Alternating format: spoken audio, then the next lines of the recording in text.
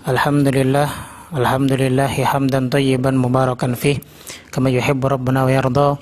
Asyhadu an la ilaha illallah wahdahu la syarikalah wa asyhadu anna Muhammadan abduhu wa rasuluh.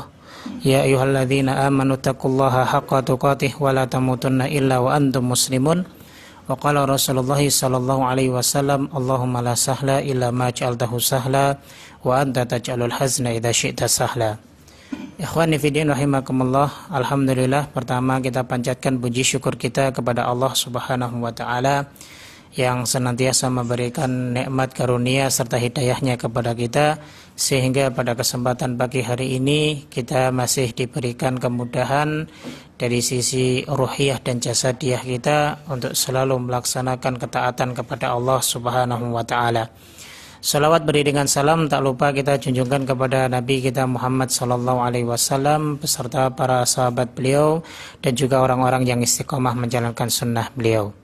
Ikhwani fiddin rahimakumullah, kita lanjutkan kembali bahasan kita dalam kitab Al-Irsyad ila Sahihil I'tiqad karya Syekh Al-Allamah Shalih Fauzan hafizahullah taala, di mana kita pertemuan yang sebelumnya telah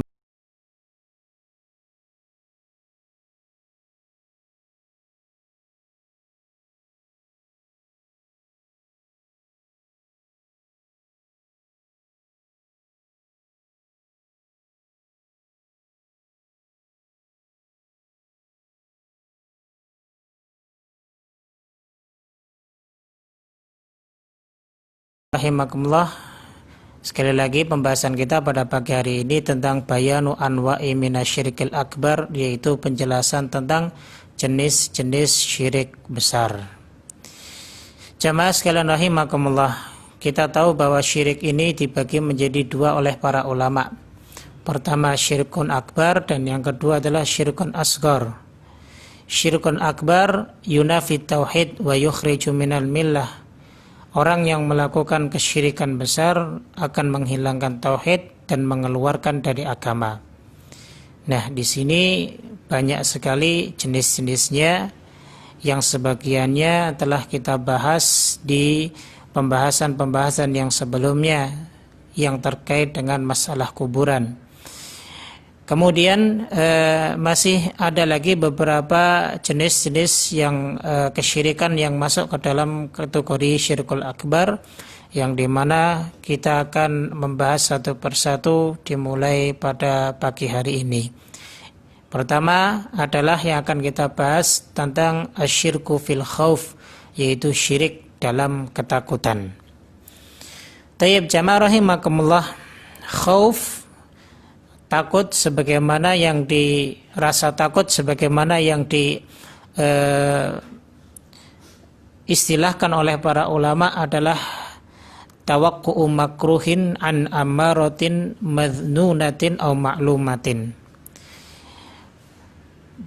Takut itu didefinisikan oleh para ulama yaitu dengan sesuatu ataupun dugaan terjadinya sesuatu yang tidak disukai, ya, baik itu dari tanda-tanda yang diduga ataupun yang diketahui. Artinya adalah bahwa rasa takut ini adalah sifatnya sebenarnya hanya dugaan saja. Bisa jadi ketakutannya itu terjadi, bisa jadi juga ketakutannya tidak akan terjadi. Sifatnya praduga yang tidak disukai oleh seseorang. Wa huwa thalathatu aqsam, dan takut ini menurut hukumnya, kata Syekh Shalih Fauzan hafizahullah taala, dibagi menjadi 3 macam.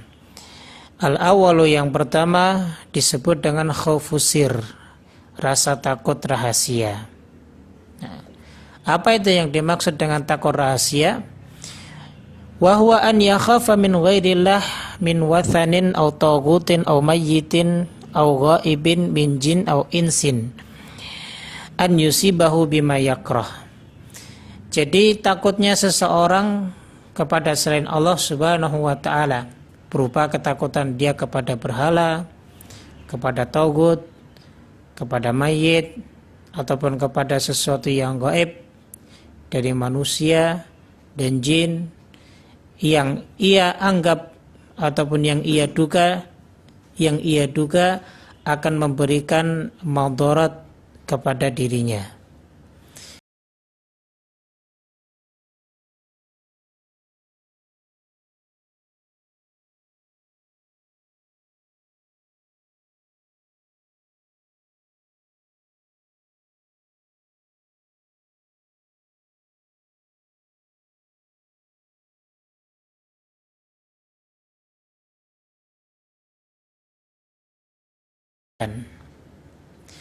Qala inni ushidullaha wa asyhadu anni bari'um mimma tusyrikun. Maka Nabi Hud alaihissalatu wassalam menjawab, sesungguhnya aku telah menjadikan Allah subhanahu wa ta'ala sebagai saksi.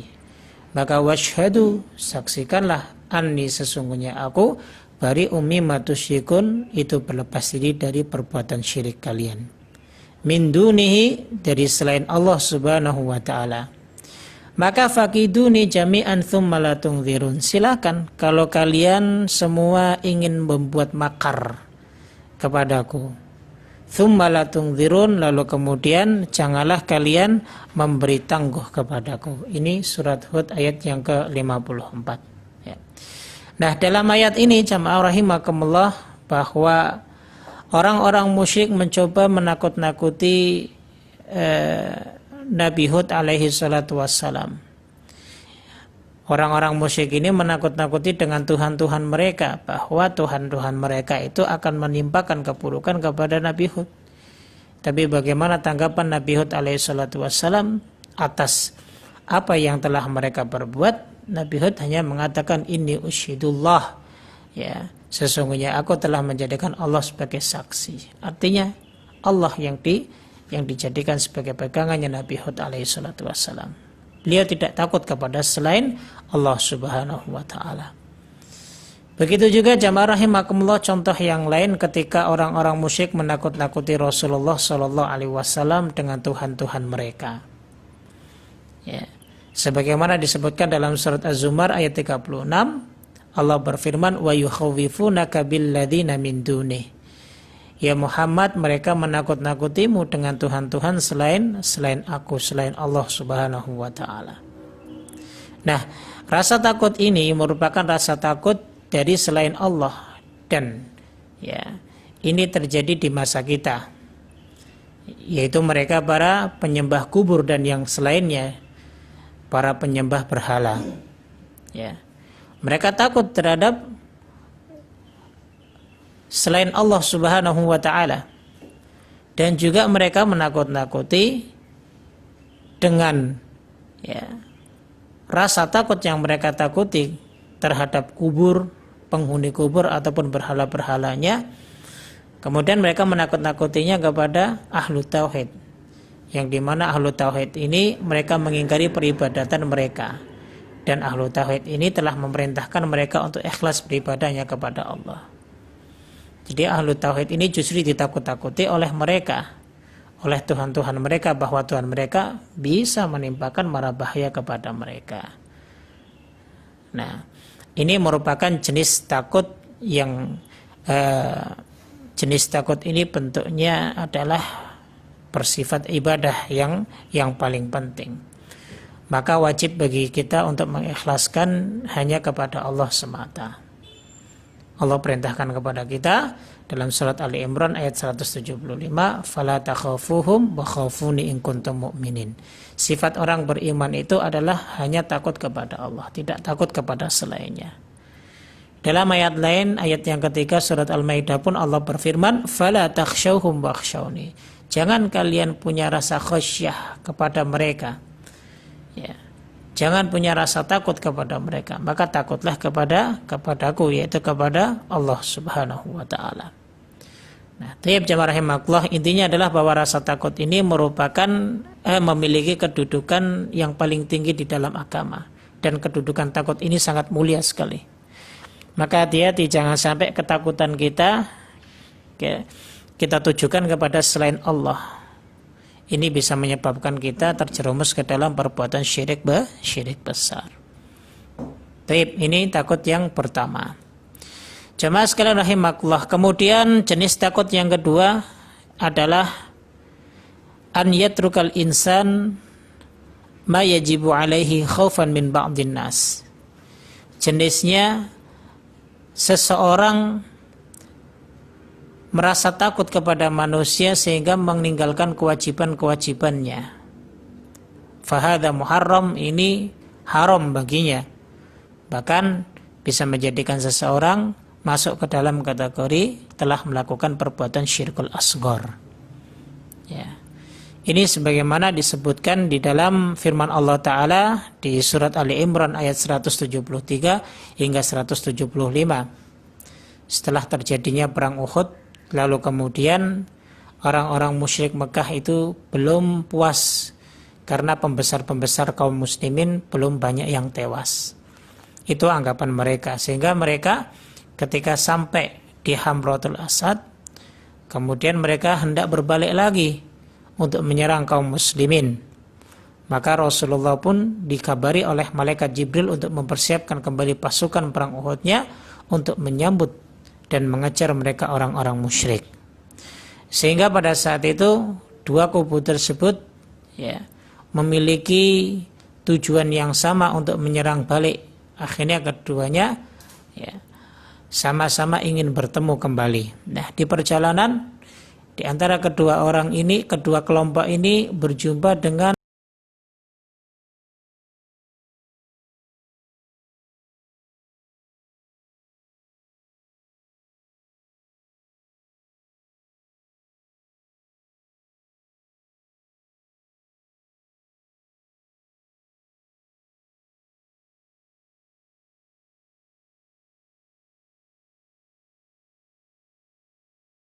dari Mekah, maka disuruh untuk menceritakan ataupun mengatakan beberapa hal tentang pasukan kaum muslimin. Begitu juga sebaliknya, ya, dari orang-orang musyrik Mekah ketika berjumpa dengan beberapa orang musafir yang hendak menuju ke arah Madinah, maka mereka pun dipesani sesuatu oleh orang-orang musyrik. Termasuk di sini disebutkan oleh Allah Subhanahu wa taala di dalam surat Ali Imran ayat 173 hingga 175. Allah taala berfirman, alladzina qala lahumun nas, yaitu mereka orang-orang yang berkata kepada manusia, ya, kepada orang lain, innan nasa qad jama'u lakum. Jadi orang musyrik ini mengatakan kepada musafir yang hendak pergi ke Madinah, dipesani sesuatu. Katakan kepada pasukan kaum muslimin bahwa sesungguhnya kita ini sudah berkumpul membendung kekuatan. Maka fakhshawhum, takutlah kalian kepada mereka. Tapi justru fazadahum imana, mendengar ucapan tersebut, maka orang-orang mukmin itu malah bertambah keimanannya. Wa qalu, dan mereka mengatakan hasbunallah wa ni'mal wakil. Cukuplah Allah Subhanahu wa taala menjadi penolong kami, dan Allah lah Subhanahu wa taala sebaik-baik penolong. Sehingga apa? Fanqalabu bi ni'mati minallahi wa fadlin lam yamsashum su' wa tabau ridwanallah. Keadaan mereka adalah mereka kembali kepada nikmat dan keutamaan yang telah Allah berikan kepada mereka. Ya. Sehingga mereka tidak ditimpa bencana dan mereka mengikuti keridhaan Allah Subhanahu wa taala. Ya. Wallahu dzul fadlil azim, sesungguhnya Allah Subhanahu wa taala zat yang memiliki keutamaan dan karunia yang sangat besar. Artinya adalah di ayat yang 174 ini menyebutkan apapun yang akan menimpa pada diri kaum mukminin, mereka tidak pernah punya rasa takut kecuali rasa takut mereka kepada Allah. Ya. Mereka tidak pernah mengikuti keridhaan makhluk, yang mereka ikuti adalah keridhaan Allah Subhanahu wa taala. Ya. Karena ini semua mereka yakini, ya, disebabkan karena innama dzalikumus syaitan yukhawwifu awliya'ah. Hal tersebut perbuatan syaitan dan bala tentaranya untuk menakut-nakuti kita orang-orang beriman. Maka Allah katakan fala takhafuhum, enggak perlu takut kepada syaitan dan bala tentaranya. Wa khafuni, takutlah kepadaku in kuntum mu'minin, jika kalian orang-orang yang beriman. Nah, ini jamaah rahimakumullah ya. Artinya adalah jangan sampai ketakutan kita meninggalkan kewajiban kita kepada Allah Subhanahu wa taala. Ini yang terpenting. Nah, takut jenis ini pula sebagaimana yang disebutkan oleh Rasulullah sallallahu alaihi wasallam dalam sebuah hadis yang dibawakan oleh Imam Ibnu Majah rahimahullahu taala dari sahabat Abu Sa'id Al-Khudri radhiyallahu taala anhu dari Rasulullah sallallahu alaihi wasallam, beliau bersabda, la yahqiru ahadukum nafsahu. Jangan sekali-kali di antara kalian itu suka merendahkan diri. Qalu, para sahabat bertanya, ya Rasulullah, wahai Rasulullah, kaifa yahqiru ahaduna nafsahu? Ya, bagaimana sih ciri orang-orang yang merendahkan diri itu? Qala Rasulullah sallallahu alaihi wasallam kemudian menjelaskan, yara amrullah alaihi fihi maqal tsumma la yaqulu fihi. Dia melihat suatu kewajiban yang Allah Subhanahu wa taala perintahkan kepadanya, ya, tapi dia tidak mengucapkan sesuatu. Maka Allah Subhanahu wa taala akan mempertanyakan kepadanya pada hari kiamat, ma mana'aka an taqula fi kadza wa kadza? Apa yang melarangmu untuk kau mengucapkan begini dan begini? Fayaqulu khasyatan nas. Mereka akan mengatakan, aku takut sama manusia. Kemudian Allah Subhanahu wa taala berfirman, fa iyya yakuntu ahaqqu an tukhsha. Hendaklah kalian hanya kepadaku, ya. Hendaklah kalian hanya kepadaku, sesungguhnya aku, ya, zat yang paling berhak untuk ditakuti. Artinya hendaklah kalian takut hanya kepadaku, karena sesungguhnya aku zat yang berhak untuk ditakuti. Ya, jangan sampai ya, rasa takut kita terhadap manusia menjadikan kita tidak mau berbuat baik, tidak mau beramar ma'ruf nahi mungkar, kemudian kita diam terhadap kemungkaran. Nah, ini jangan sampai yang seperti itu, karena kelak pada hari kiamat Allah akan mempertanyakan tentang perihal perkara kita. Itu rasa takut yang kedua, bisa menyebabkan seseorang ke dalam kesyirikan. Tayyib. Kemudian yang ketiga, rasa takut yang ketiga adalah al-khaufu tabi'i, takut secara tabiat.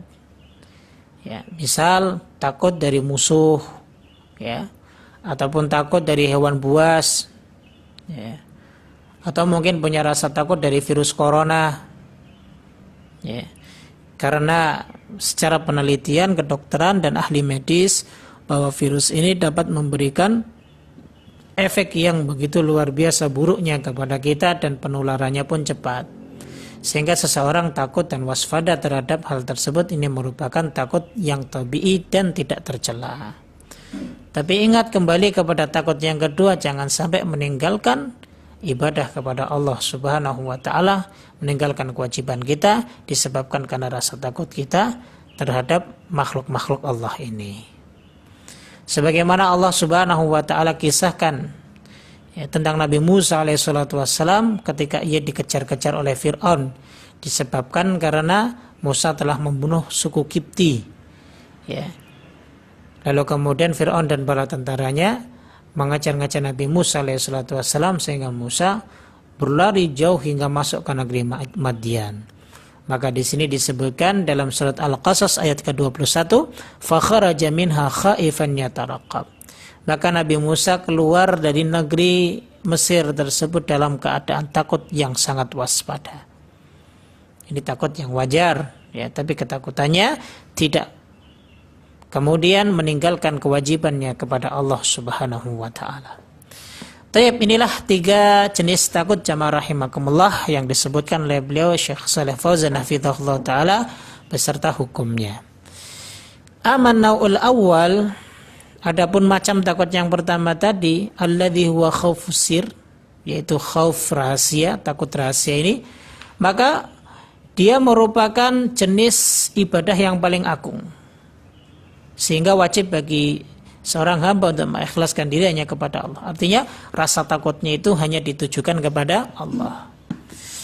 Begitu juga jenis yang kedua, ini merupakan hak-hak dari seorang hamba, ya, dan bentuk penyempurnaan dari hak ibadah, ya.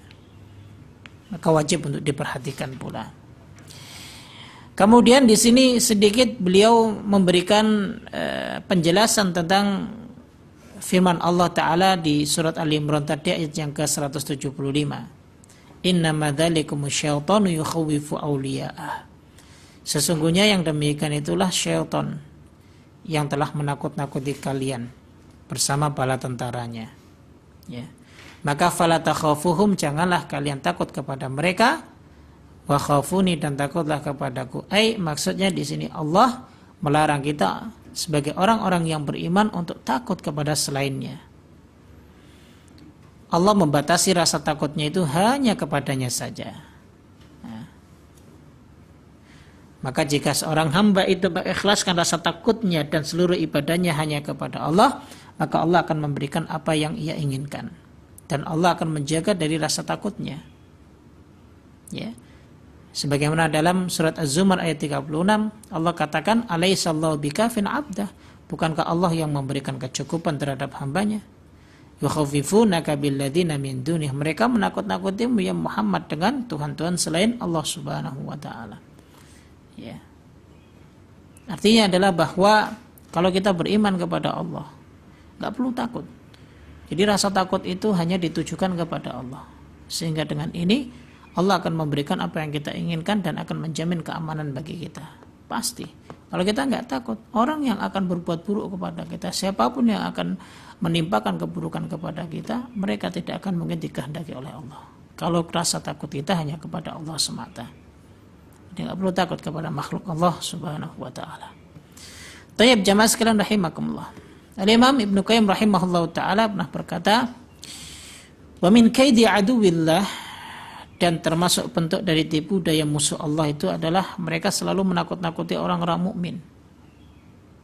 Ya. Ya.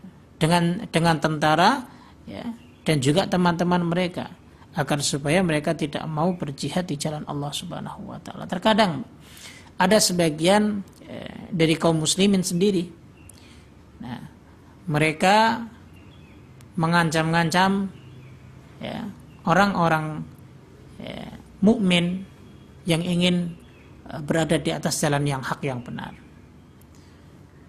Nah, kenapa mereka sampai berani untuk mengancam ataupun blokade ataupun melarang orang-orang mukmin untuk menyampaikan kebenaran, menyampaikan sesuatu? Ya, disebabkan karena syaitan telah menyuruh kepada bala tentaranya untuk memberikan bisikan-bisikan kepada mereka agar supaya sesama muslim itu bisa saling bertikai. Sehingga yang terjadi apa? Yang terjadi sesama muslim tidak bisa saling tawassaw bil haq wa tawassaw bis sabr. Tidak bisa saling nasihat menasihati dalam kebenaran dan dalam kesabaran, dan juga tidak bisa saling menasihati ketika terjadi kemungkaran. Ini yang diinginkan oleh syaitan. Ya. Sehingga mereka yang dilarang dan dihalang-halangi itu tidak bisa berjihad di jalan Allah, tidak bisa berdakwah, tidak bisa menyampaikan kebaikan dan kebenaran. Nah, ini yang terjadi. Ya. Nah, di sini Allah Subhanahu wa taala mengkhabarkan, kata beliau, ya, Allah mengkhabarkan bahwa ini merupakan tipu daya syaitan untuk menakut-nakuti kita sebagai orang mukmin. Maka kita dilarang untuk takut kepada mereka. Ya. Perbaiki iman kita. Kata Imam Ibnu Qayyim, fakullama qawiya imanul abd. Ketika iman seorang hamba itu kuat, zala minhu khaufu awliya syaitan. Akan hilang rasa takutnya kepada musuh Allah ataupun kepada wali-walinya syaitan. Wa kullama dha'ufa imanu, ketika imannya lemah, maka qawiya khaufu minhum. Maka sangat kuat sekali rasa takutnya kepada mereka. Kalau kita punya rasa takut kepada makhluk, berarti iman kita lemah. Ya. Maka perbaiki kualitas iman kita sehingga kita tidak akan takut lagi kepada makhluk Allah Subhanahu wa taala. Begitu. Coba kita perhatikan di dalam surat At-Taubah di ayat yang ke-18. Allah Subhanahu wa taala berfirman, "Innama ya'muru masajidallahi man amana billahi wal yaumil akhir."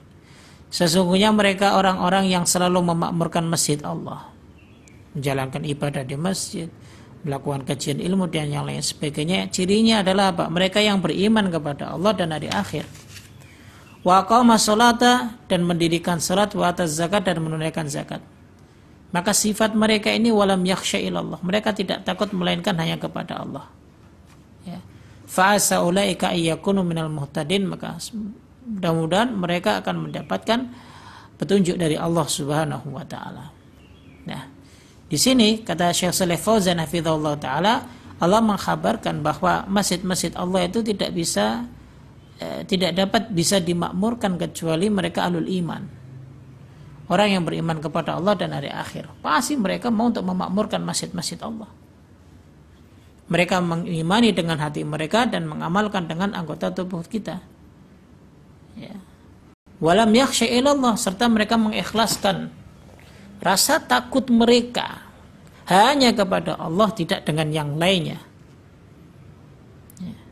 Kenapa demikian? Karena ya, Allah Subhanahu wa taala telah memberikan kewenangan mereka untuk memakmurkan masjid-masjid Allah, ya, setelah Allah telah mencabut dari kesyirikan mereka. Makanya orang-orang yang memakmurkan masjid Allah itu adalah orang-orang yang taat dan suka beramal soleh. Adapun orang musyrik, meskipun mereka beramal, maka amalannya kata Allah seperti dalam surat An-Nur ayat 39. Amal perbuatan orang-orang musyrik itu kasarabim biqi'ah, bagaikan apa? Fata morgana yang ada di sebuah tempat ataupun lahan yang sangat datar. Yahsabu dham'anu ma'an, sehingga orang-orang yang merasa haus itu mengira ada air, hatta idza ja'ahu lam yajidhu syai'an, sehingga ketika dia mendatanginya ternyata dia enggak dapatkan sesuatu pun.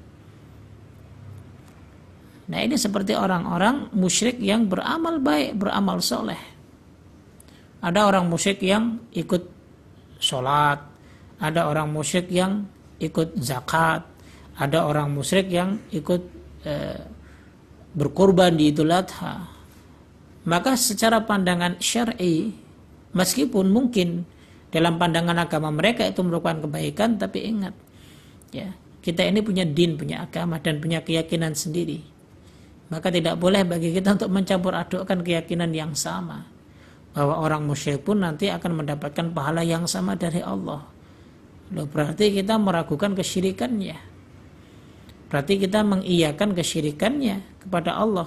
Padahal orang-orang musyrik berarti mereka telah menentang dari hukum Allah Subhanahu wa taala. Sehingga apa? Amal perbuatan mereka kalau tidak dilandasi dengan iman, ya kasarabim biqi'ah, seperti fata morgana saja, didatangi ternyata nggak ada, artinya tidak bermanfaat sedikit pun. Atau dicontohkan, digambarkan seperti dalam surat Ibrahim ayat 18, karomadin ishtaddat bihir rihu fi yaumin asif, itu bagaikan abu yang ditiup angin yang sangat kencang pada suatu waktu. Udah hilang saja amal perbuatan mereka. Nah, ini jamaah rahimakumullah.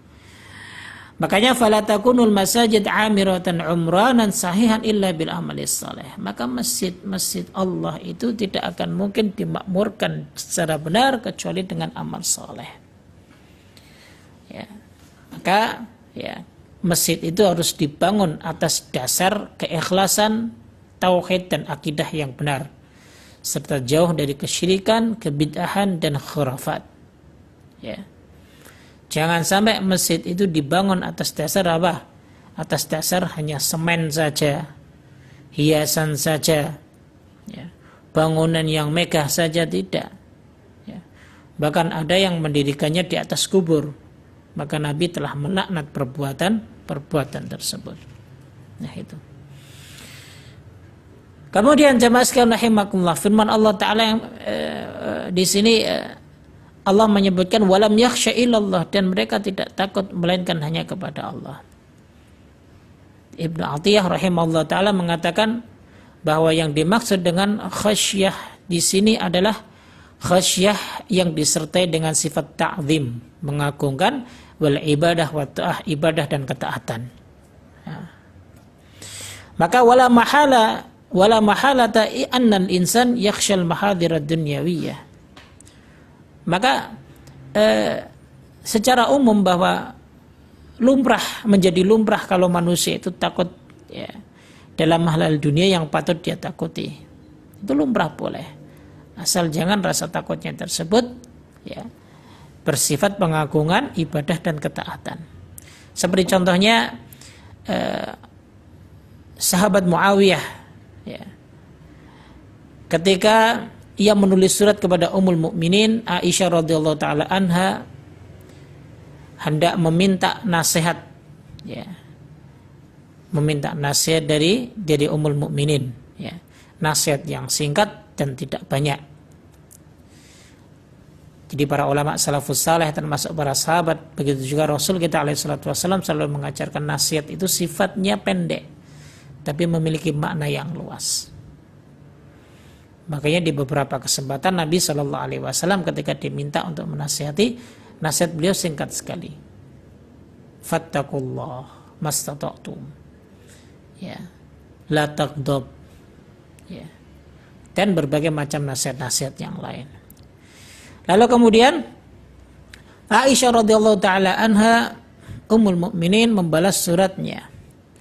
Dan dia menulis surat, fa inni sami'tu Rasulullah yaqul, aku pernah mendengar Rasulullah sallallahu alaihi wasallam pernah bersabda, man iltamasa ridallah bi sukhtin nas, barang siapa yang mencari ridha Allah yang menjadikan manusia itu murka kepadanya, kafahullahu mu'natan nas, Allah akan memberikan kecukupan dari beban keburukan manusia.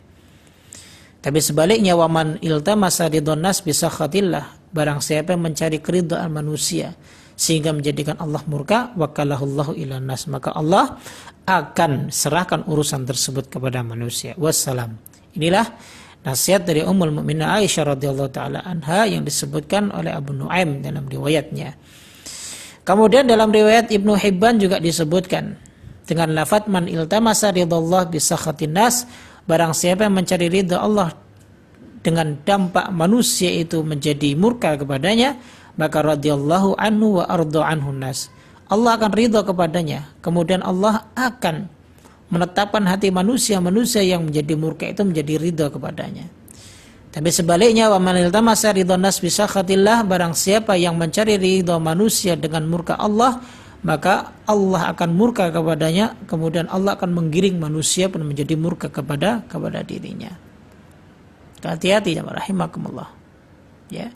Jangan sampai kita mencari keridhaan manusia karena takut kepada mereka. Apapun yang mereka ucapkan, ya, nyinyiran mereka, kita dihujat apapun dari mereka, maka jangan takut selama kita berada di atas keridhaan Allah. Tidak perlu takut. Takut tanya kepada Allah. Ya. Jadi inti dari hadis ini adalah bahwa jangan sampai hanya karena ingin mencari keridhaan manusia sehingga kita melakukan perbuatan-perbuatan yang dimurkai oleh Allah Subhanahu wa taala. Ini jangan sampai, jemaah rahimakumullah, ya. Baik.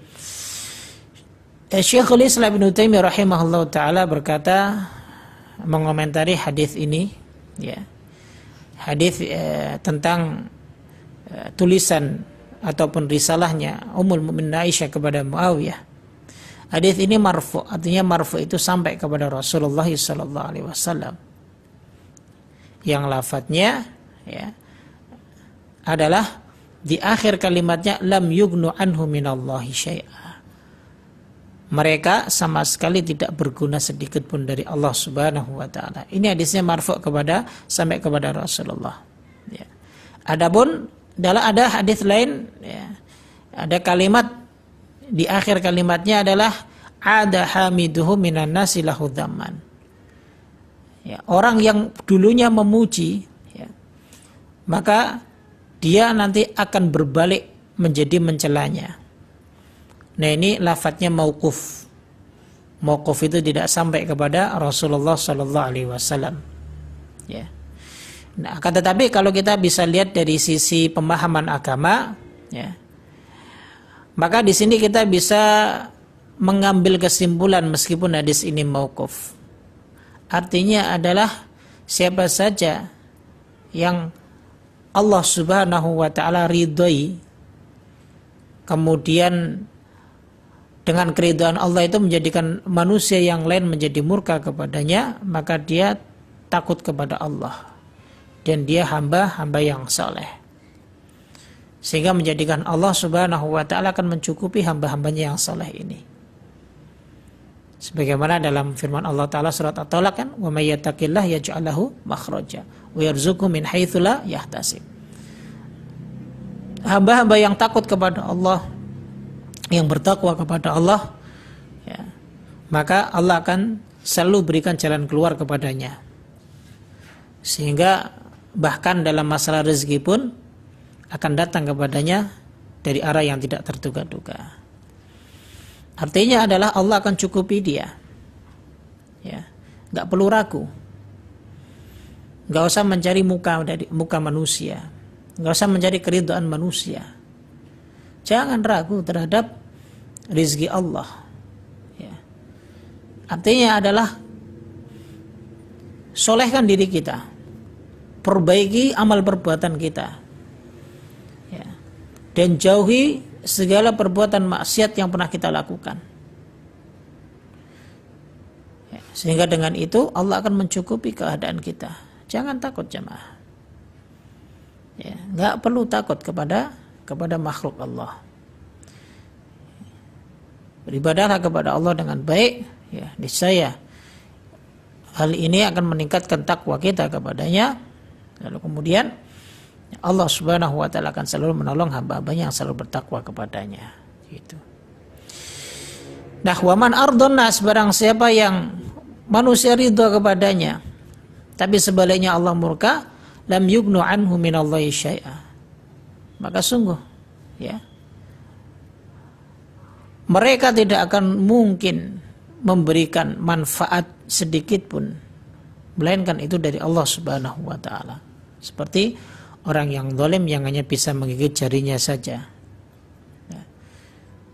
Allah bisa saja menjadikan mereka yang tadinya memuji menjadi mencela. Ini banyak terjadi. Awal mula memuji, ya. Ketika mereka sudah berbalik arah, ya mereka akan mencela. Berbeda dengan orang yang bertakwa. Biarkan mereka cela kita.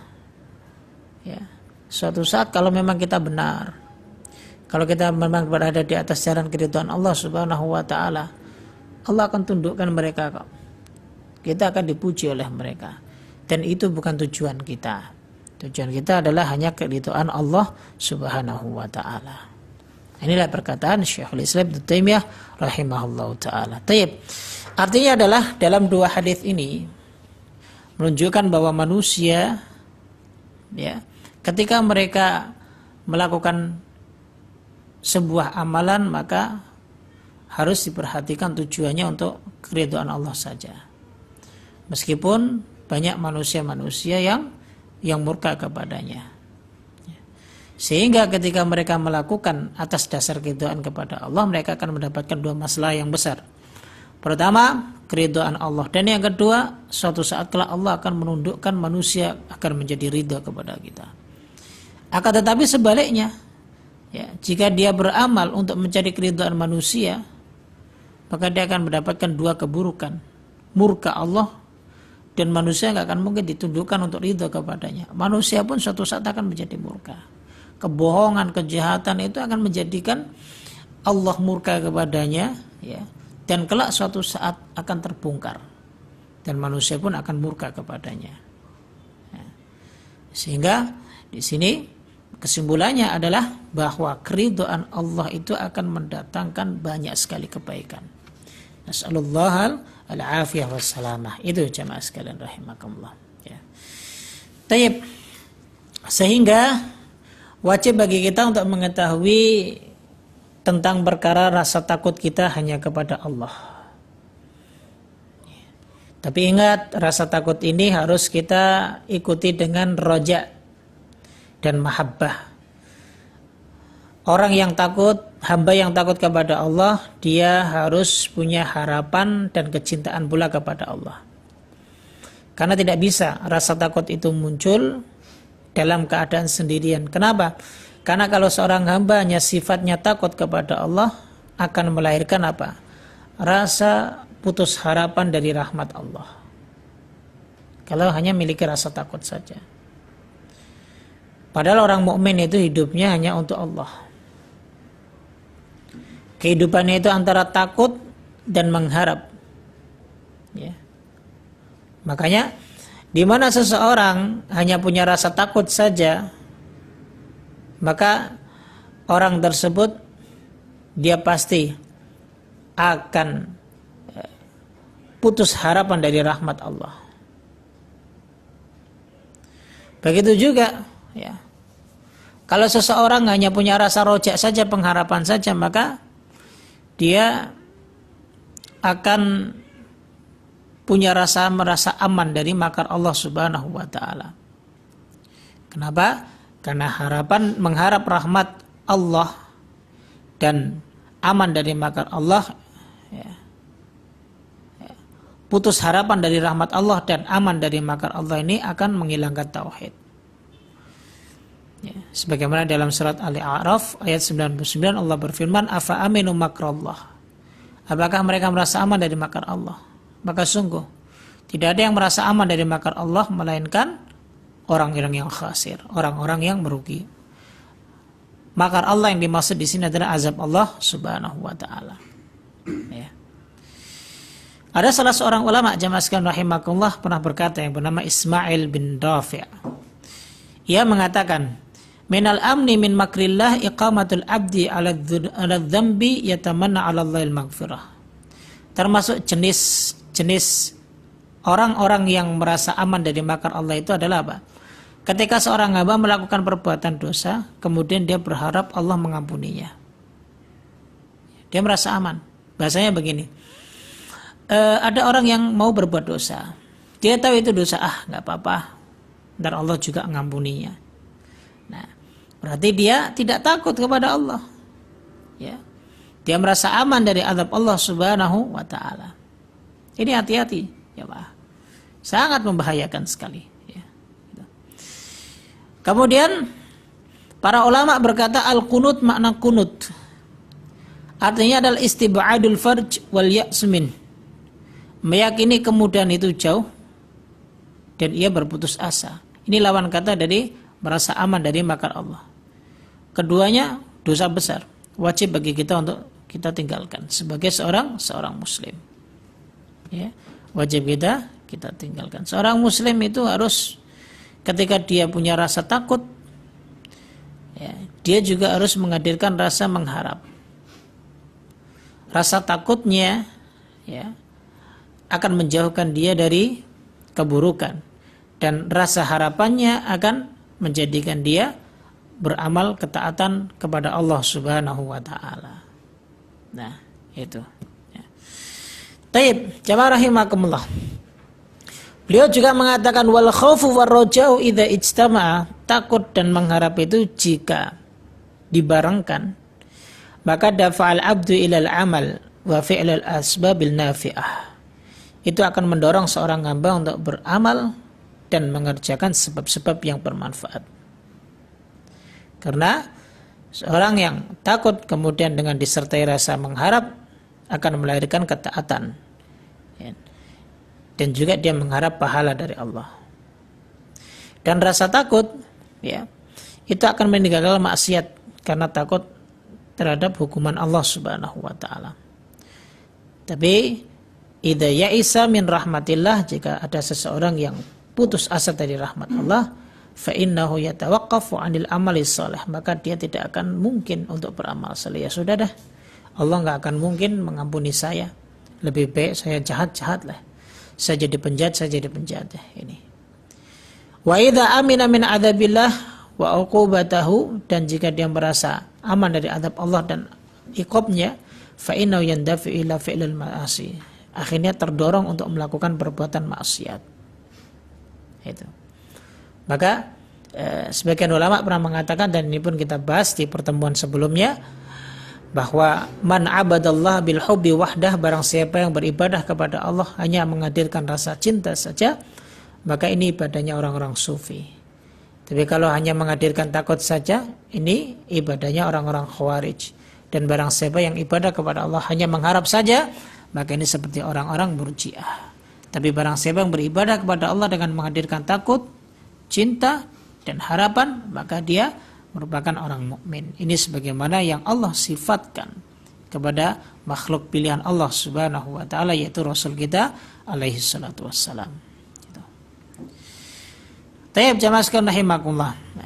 Adapun Allah Subhanahu wa taala mensifati orang-orang yang melalaikan dari sisi rasa takut, ya, sehingga mereka melakukan kemaksiatan dan merasa aman dari hukuman Allah Subhanahu wa taala dengan sifat khasir, merugi. Ini dalam surat Al-A'raf ayat 97 Allah berfirman, "Afa amina ahlul qura ayyatihum ba'suna bayatan wa hum naimun." Apakah mereka merasa aman, penduduk negeri itu, sehingga ketika datang azab kepada mereka di malam hari sedangkan mereka dalam keadaan tidur? Awa amina ahlul qura ayyatihum ba'suna duha wa hum yal'abun. Apakah mereka penduduk negeri itu merasa aman ketika datang azab kami di waktu duha sedangkan mereka dalam keadaan sedang bermain-main? Afa aminu makrallah. Apakah mereka merasa aman dari azab Allah? Fala ya'manu makrallah ilal qaum al-khasirun. Maka tidak ada di antara hamba Allah yang merasa aman dari azab Allah melainkan mereka orang-orang yang merugi. Artinya ya, di sini disebutkan bahwa orang-orang yang merasa aman dari makar Allah, aman dari azab Allah. Jadi begini jamaah rahimakumullah, ketika mereka berbuat maksiat, mereka tahu maksiat, ya, kemudian apa yang mereka lakukan kok justru malah menjadikan mereka itu senang dalam kehidupan dunianya, dimudahkan untuk berbuat maksiat malah, ya. Maka ini bukan berarti Allah Subhanahu wa taala ridha atas perbuatan mereka. Bisa jadi ini bagian daripada istidraj. Istidraj itu adalah seseorang merasa benar dengan perbuatan salahnya. Kenapa? Karena dia merasa bahwa perbuatan salah yang dilakukan itu kok justru malah dilonggarkan dan dimudahkan. Hati-hati, ya. Makanya sering kami sebutkan, ya, terkait kalau kita bicara masalah rizki Allah, dia akan menjadi rizki, sebuah karunia dari Allah jika kita gunakan untuk beribadah kepada Allah, ya, akan melahirkan kebaikan-kebaikan. Tapi kalau misalnya kita dimudahkan dalam urusan dunia kita, kok justru kita lebih dimudahkan untuk bermaksiat kepada Allah, maka itu bukan rizki. Sifatnya hanya fasilitas, yang dimana fasilitas tersebut justru akan menghancurkan kita suatu saat. Hati-hati jamaah sekalian rahimakumullah, ya. Nah, itu yang dimaksud di dalam surat Al-A'raf ini. Baik, kita lanjutkan.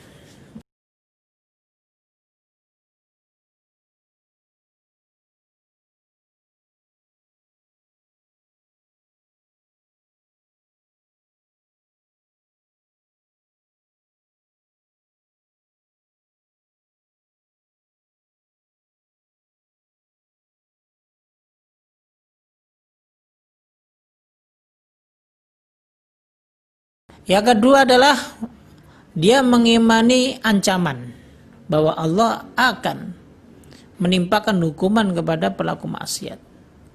Yang ketiga adalah keadaan seseorang yang tidak tahu, ya.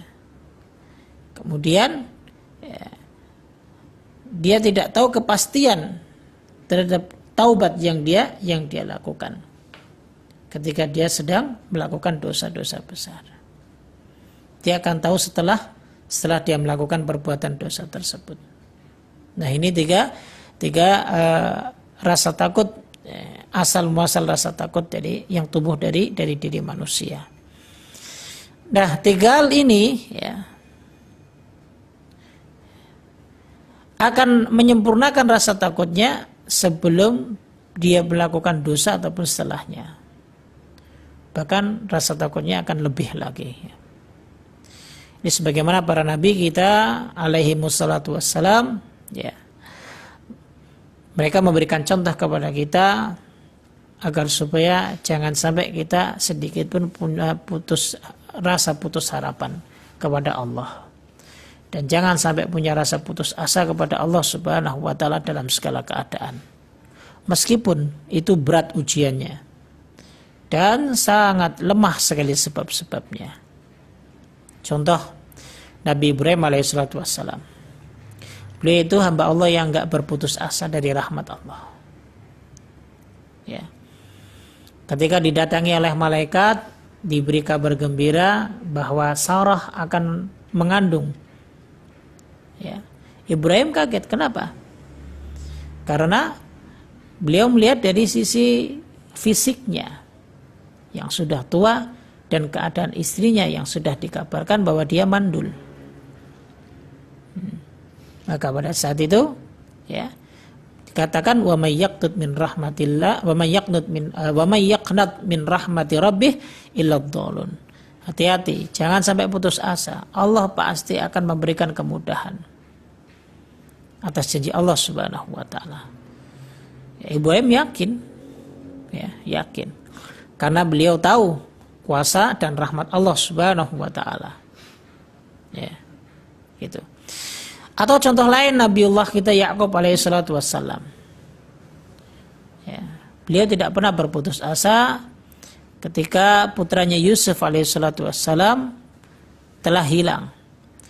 Bahkan saudara-saudaranya menyatakan bahwa si Yusuf alaihissalatu wassalam ini telah dimakan serigala. Tapi Nabi Yakub alaihissalatu wassalam tidak putus asa. Dia meyakini bahwa Nabi Yusuf alaihissalatu wassalam itu masih hidup. Makanya dalam surat Yusuf ayat ke-87 beliau mengatakan, ya bunayya wa anak-anakku yang lainnya, idhabu fatahassasu min Yusuf wa akhihi. Coba kalian cari lagi Yusuf dan saudaranya. Wala tayasu min rauhillah, jangan kalian berputus asa dari rahmat Allah. Kenapa? Karena siapa saja yang berputus asa dari rahmat Allah, mereka adalah orang-orang kafir. Bahkan Nabi Yakub mengatakan, fasabrun jamil, sesungguhnya kesabaranku itu adalah kesabaran yang paling baik. Ya. Ya, makanya mudah-mudahan Allah Subhanahu wa taala akan mendatang mereka, Allah Subhanahu wa taala bisa membantu menolong agar supaya mereka bisa mendatangkan anak-anaknya kepadaku semua. Itu. Begitu pula contoh Nabi Muhammad alaihissalatu wassalam. Ini beberapa contoh-contoh tentang sikap kita yang tidak boleh putus asa. Karena orang yang takut, hanya landasan takut saja, maka itu akan melahirkan sikap putus asa. Maka hati-hati. Makanya takut itu harus dibarengi dengan mengharap. Begitu pula Nabi kita alaihissalatu wassalam ketika sudah diperintahkan untuk berhijrah karena masyarakat Quraisy sudah mulai ingin mengusir beliau. Ya. Ketika beliau berada di sebuah gua bersama sahabatnya Abu Bakar As-Siddiq radhiyallahu taala an, beliau mengatakan, la tahzan innallaha ma'ana. Jangan takut, jangan sedih, sesungguhnya Allah Subhanahu wa taala bersama kita. Maka inilah ya.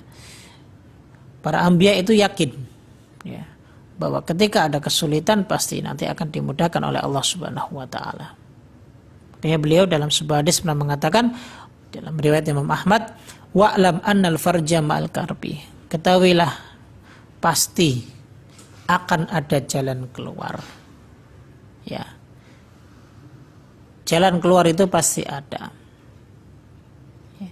Menyertai kesulitan kita.